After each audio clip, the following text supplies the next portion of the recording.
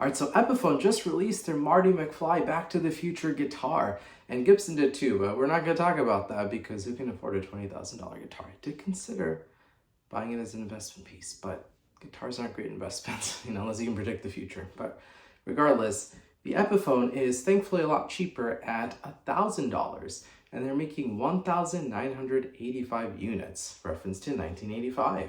And of course, they were announced today, and they're all sold out. But before you get a sense of FOMO and start buying to scalpers or, pre-ordering as quickly as you can, because you're worried that they're gone, I just want to share a story that might save you some money down the line. And I don't know if I'm right, but again, I've been burned a few times with the limited release schedules. So if you don't know, if you go back early in my channel, I did buy the Epiphone Joe Bonamassa signature ES-345. That was limited to 2,000 units, not far off from the 1,985 units. That guitar, when I bought it, I got one of the last units from my local store. It sold out. I got the last one. I was like, wow, I grabbed one of these rare units and it's gonna be really cool. And I'm so glad I got it. But I literally saw it restocked not long after that. And that guitar was, basically available to buy brand new at Guitar Center for well over a whole year. So I saw that guitar stay in stock at dealers for over a year, even though it was limited to just 2,000 units. Now, I'll admit, Back to the Future and Marty McFly is a whole lot more popular than Joe Bonamassa, I think, in terms of, just how people recognize it. So I could see this selling out faster than that one, but it still seems unheard of for 1,985 units to be sold out in just a day.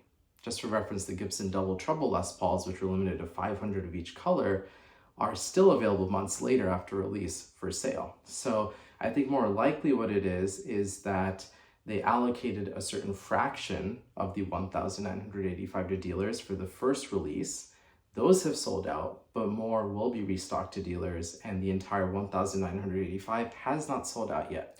So I would say if you are interested in one, maybe wait. I can't say for sure, maybe they did sell out, but I have a feeling there's going to be plenty more to restock because, again, 1,985 is quite a lot.